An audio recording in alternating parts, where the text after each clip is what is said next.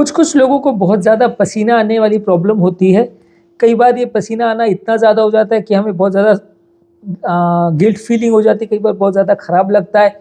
किसी-किसी को इतना ज़्यादा पसीना आता है कि उसके कपड़े बहुत ज़्यादा भीग जाते हैं, बहुत गर्मी ना होने पर भी पसीना आता है। कई बार आपके आर्मपिट्स पे, पाम्स पे, सोल्स पे कई बार हाथ इतने गीले हो जाते हैं कि आपको कोई चीज़ें पकड़ने में भी मुश्किल होती है, आपको लिखने में भी मुश्किल होती है। इसको हाइपर हाइड्रोसिस बोलते हैं, यानी बहुत ज़्यादा एक्सेसिव स्वेटिंग किसी-किसी को होती है, बिना कारण की होती है, कई बार तो बड़ा मुश्किल हो जाती है। लोग को लाइफ चलाना मुश्किल हो जाता है, हमारे पास आते हैं कि सर पसीना बहुत ज़्यादा आ रहा है, क्या करें? इस कंडीशन को हाइपर हाइड्रोसिस बोलते हैं। इस बारे में आज बात करेंगे। बेसिकली हाइपर हाइड्रोसिस 2 तरीके का होता है, प्राइमरी हाइपर हाइड्रोसिस और सेकेंडरी हाइपर हाइड्रोसिस। प्राइमरी वाला का कारण इडियोपैथिक होता है, इसमें कोई अंडरलाइंग डिजीज या कारण नहीं होता, बिना कारण के किसी की स्वेट ग्लैंड्स अगर ओवर एक्टिव है और किसी को अगर जेनेटिक है या पेरेंट्स को भी ऐसा था उसको वैसा हो रहा है तो जेनेटिक कारणों से होता है। इसमें बहुत ज़्यादा इलाज कर पाना बड़ा मुश्किल है, क्योंकि इसमें जेनेटिक कारणों से आपके बॉडी के स्वेट ग्लैंड्स इस तरह से डिजाइंड है कि बिना कारण के ही वो बहुत ज़्यादा स्वेट या पानी बना रही है, तो उसमें आपको उसको कंट्रोल करना बहुत ज़्यादा मुश्किल होता है। आपको कुछ स्पेसिफिक मेडिसिन के बारे में बात करेंगे आगे, वो फॉलो कर सकते हैं तो शायद स्वेटिंग कम हो सकती है, पर इससे कंट्रोल करना काफ़ी ज़्यादा मुश्किल होता है। एक होता है सेकेंडरी हाइपर हाइड्रोसिस, जहाँ पे किसी कारण की वजह से होता है, जैसे कि पेशेंट को महीना आना अगर बंद हो जाए, फीमेल पेशेंट्स को उसे मेनोपॉज बोलते हैं, उसमें हो सकता है। किसी को अगर हाइपर थायराइड की प्रॉब्लम है ना, थायराइड हार्मोन्स बहुत ज़्यादा है तो उन्हें हो सकता है। एंग्जाइटी या बेचैनी की किसी को प्रॉब्लम है तो हो सकता है, और डायबिटीज़ अगर किसी को हो तो हो सकता है। यानी मेनोपॉज, हाइपरथायरॉयडिज्म, एंग्जाइटी और डायबिटीज़, ये 4 बीमारियों में अगर आपको पसीना बहुत ज़्यादा आ रहा है तो इन बीमारियों को अगर आप कंट्रोल करते हैं तो पसीना आने का प्रॉब्लम काफ़ी हद तक कंट्रोल किया जा सकता है। अब कैसे कंट्रोल करेंगे? देखिए, अगर आपको किसी बीमारी की वजह से है, कोई प्रॉब्लम है, तो उसको अगर आप कंट्रोल करेंगे तो काफ़ी हद तक आपको फ़ायदा मिलेगा। बीमारी नहीं है तो आप एंटीपर्स्पिरेंट्स ले सकते हैं, जैसे कई डिओड्रेंट्स वगैरह आते हैं जिसमें खासकर एल्यूमिनियम क्लोराइड होता है। एल्यूमिनियम क्लोराइड जो है आपकी स्वेट ग्लैंड्स को ब्लॉक करता है, हेल्थ के लिए बहुत अच्छी चीज़ नहीं है, लेकिन ये आपके स्वेट ग्लैंड्स को ब्लॉक करता है। इसके स्प्रेज अगर आप लेते हैं तो आपको स्वेटिंग कंपैरेटिवली कम होगा। रेगुलर डिओड्रेंट्स की बात नहीं कर रहा हूँ, रेगुलर डिओड्रेंट्स खाली स्वेट कम नहीं करते, वो तो खाली आपका स्वेट से आने वाला स्मेल या उसमें जो गंदा ओडर आता है उसको कवर अप करने का काम करते हैं, वो एंटीपर्स्पिरेंट्स नहीं होते।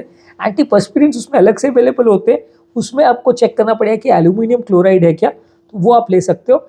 एक स्ट्रॉन्गर एंटीपर्स्पिरेंट्स या मेडिकल स्टोर्स में अवेलेबल होता है, वो प्रेस्क्रिप्शन एंटीपर्स्पिरेंट्स होते हैं, उसमें एल्यूमिनियम क्लोराइड हेक्साहाइड्रेट होता है, वो और ज़्यादा स्ट्रॉन्ग होता है, तो वो ज़्यादा समय तक आपके स्वेट को ब्लॉक करता है, तो आप यूज़ कर सकते हैं। जहाँ जहाँ पे ज़्यादा स्वेट आता है, जैसे कि आर्म पिट्स पे आता है, पाम सोल्स पे आता है, तो आप वहाँ पे उसको यूज़ कर सकते हैं।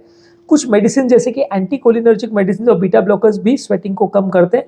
बीटा ब्लॉकर्स हम कॉमनली हार्ट पेशेंट्स को भी देते हैं, मेटोप्रोलोल, नेबिवोलोल, कार्बिडोल, बिसोप्रोल का बीटा ब्लॉकर्स है, प्रोपेनोल, ये काफ़ी हम पेशेंट्स को देते हैं। जिन लोग को भी एंग्जाइटी रिलेटेड हो रहा है या थायराइड रिलेटेड हो रहा है या पैल्पिटेशन भी साथ में हो रहे हैं, उसमें ये ज़्यादा अच्छी है। इसके अलावा एंटीकोलिनर्जिक मेडिसिन भी आप यूज़ कर सकते हैं।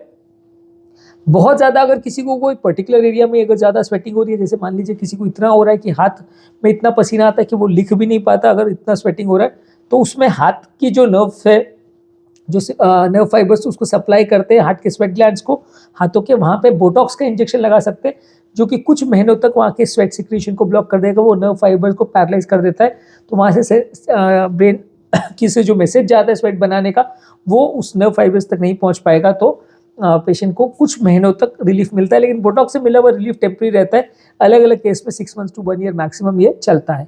इसके अलावा सर्जिकल ऑप्शन है, जहाँ पे आप अगर बहुत ज़्यादा परेशान है तो वो एरिया को जो नर्व सप्लाई है उसको सर्जिकली आप कट कर देते हैं, स्वेट ग्लैंड्स को जो नर्व सप्लाई है उसको सर्जिकली कट कर देते हैं।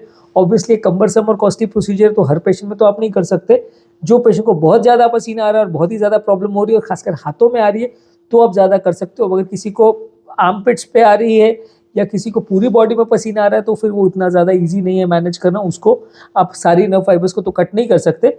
अगर हाथ में किसी को हाइपरहाइड्रोसिस हो रहा हो या पाँव में हो रहा हो तो सिलेक्टिवली आप सर्जरी कर सकते हो, पर ऑब्वियसली बहुत कम्बरसम है और लगभग मैंने हार्डली कभी किसी को देखा है। बहुत एक्सट्रीम केसेस में ही अगर किसी को ऐसा प्रॉब्लम हो और बिल्कुल ही कंट्रोल ना हो रहा हो तो ही इसको यूज़ किया जा सकता है। इसके अलावा कुछ लाइफस्टाइल चेंजेस भी है जिसको आप कर सकते हो। हमेशा थोड़े ढीले कपड़े पहनने चाहिए जिसमें से थोड़ा एयर सर्कुलेशन हो, बहुत ज़्यादा सिंथेटिक कपड़े या इस तरह के कपड़े नहीं पहनने चाहिए जिससे आप बॉडी में एयर का सर्कुलेशन कम ना हो जाए, इस तरह के कपड़े नहीं पहनने चाहिए। इसके अलावा कोई भी चीज़ जिससे आपका स्वेटिंग बहुत ज़्यादा होता है, ये बहुत गर्म एनवायरनमेंट में आप जा रहे हैं या बहुत ज़्यादा हीट एरिया में जा रहे हैं या बहुत ज़्यादा सन में आप जा रहे हैं, बहुत ज़्यादा तीखा खा रहे हैं, तो ये सारी चीज़ों को आपको अवॉइड करना चाहिए। कई बार बहुत ज़्यादा तीखा खाने के बाद भी बहुत ज़्यादा स्वेटिंग होता है। और वेट बॉडी का अच्छा मेंटेन करना चाहिए। जब किसी का बॉडी वेट भी ज़्यादा होता है तो वैसे पेशेंट को भी स्वेटिंग ज़्यादा हो सकता है। तो नॉर्मल अगर आप बॉडी वेट मेंटेन करेंगे तो भी स्वेटिंग रिलेटेड प्रॉब्लम कुछ हद तक कम हो जाएगी। तो स्वेटिंग रिलेटेड प्रॉब्लम्स वैसे तो बहुत कॉमन नहीं है, पर हाँ कुछ पेशेंट्स आते हैं जिनको इस तरह का प्रॉब्लम होता है। तो अगर आपको स्वेटिंग रिलेटेड बहुत ज़्यादा प्रॉब्लम है और बहुत ज़्यादा पसीना आता है तो आप इन चीज़ों को फॉलो कर सकते हैं। ये लेकिन फ्रैंकली मान के चलिए इतना ईजी नहीं है कंट्रोल करना। और इवन आप डिओड्रेंट्स और जो चीज़ों की मैं बात कर रहा हूँ वो ले भी लेंगे तो भी 100% कंट्रोल हो जाएगा, ऐसा ज़रूरी नहीं है।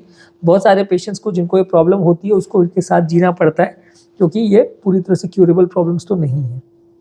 फिर भी अगर आपको ज़्यादा प्रॉब्लम लगती है तो ये बोटॉक्स इंजेक्शन तो सर्जरीज़ के लिए आपको न्यूरोसर्जन्स या न्यूरोलॉजिस्ट को मिलना पड़ेगा, वही इसके स्पेशलिस्ट होते हैं, तो वही आपको इसको दे पाएंगे। इसको घर पे आप नहीं लगा सकते कि बोटॉक्स का इंजेक्शन मार्केट से आपने खरीद के लिया और उसको लगा दिया, वैसा नहीं कर सकते। बहुत ज़्यादा टॉक्सिक इंजेक्शन होते हैं और ये सर्जरीज भी बहुत ज़्यादा कॉम्प्लिकेटेड होती है, तो वो लास्ट रिजॉर्ट की तरह से यूज़ किया जाता है। जब बिल्कुल ही कोई चीज़ से काम नहीं चल रहा हो तो ही करना चाहिए। बाकी ज़्यादातर पेशेंट में आप एंटीपर्स्पिरेंट्स यूज़ कर सकते हैं, बीटा ब्लॉकर्स यूज़ कर सकते हैं, लाइफस्टाइल चेंजेस कर सकते हैं, वजन कम कर सकते हैं, शुगर कंट्रोल कर सकते हैं, एंग्जाइटी कम कर सकते हैं, थायराइड को कम कर सकते हैं। ये सारी चीज़ों को आप मैनेज करें तो मोस्टली आपको कुछ हद तक राहत तो इसमें मिल जाएगी, पर 100% कंट्रोल हो जाएगा। खासकर प्राइमरी हाइपरहाइड्रोसिस में या जिनको पसीने रिलेटेड बहुत ज़्यादा प्रॉब्लम बिना कारण के है, उसमें मैनेज करना थोड़ा ज़्यादा मुश्किल पड़ता है, खासकर जो बहुत सीवियर केसेस होते हैं उसमें। यदि इस टॉपिक को संबंधित आपकी कोई कमेंट्स, क्वेरी, सजेशन है, कोई और टॉपिक्स पर आप चाहते हैं वीडियोस बनाएं, कोई पेशेंट रिलेटेड क्वेरीज है तो नीचे कमेंट सेक्शन में उनके बारे में बताइए, हम उन्हें कवर करने का प्रयास करेंगे। अंत में मैं डॉक्टर नवीन अग्रवाल तहे दिल से आपका शुक्रिया अदा करूँगा कि आपने इस टॉपिक को एंड तक देखा। जो लोग हमारे चैनल पर नए हैं उन्हें रिक्वेस्ट करूँगा कि चैनल को सब्सक्राइब करें। ऐसा करने से चैनल को कंटिन्यू करने के लिए हमें मोटिवेशन और इंस्पिरेशन मिलती है, और जब भी हम कोई नया कंटेंट अपलोड करते हैं तो आपको उसका नोटिफिकेशन मिल जाता है। हम कोई लाइव सेशन भी करते हैं तो आपको उसका नोटिफिकेशन मिल जाता है। हमारे चैनल पे बहुत सारे वीडियोज़ है, अगर आपको ढूंढने में तकलीफ होती है कि आपके मतलब के टॉपिक्स कहाँ हैं तो आपको स्पेसिफिक प्लेलिस्ट बने हुए चैनल पे, BP, sugar, cholesterol, heart attack, thyroid problem, heart failure, angioplasty, bypass, specific playlist पर आप जाइए। जिससे रिलेटेड आपको टॉपिक्स चाहिए उनका लिंक मैं डिस्क्रिप्शन बॉक्स और कमेंट सेक्शन में छोड़ दूँ, वहाँ पे आप क्लिक करेंगे तो आपको रेलेवेंट टॉपिक्स मिलेगा बिना ज़्यादा ढूंढने की मेहनत किए।